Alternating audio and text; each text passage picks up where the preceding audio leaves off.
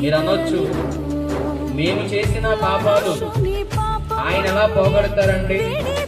మా పూర్వీకులు, మా పెద్దలు కోడుల యొక్క రక్తాన్ని బలిస్తే, మేకల యొక్క రక్తాన్ని బలిస్తే, గొర్రెల యొక్క రక్తాన్ని బలిస్తే, ఎడ్ల యొక్క రక్తాన్ని బలిస్తే మరి మాకు ప్రశాంతత దొరుకుతుందని చెప్పారయ్యా అని మీరు అంటారు.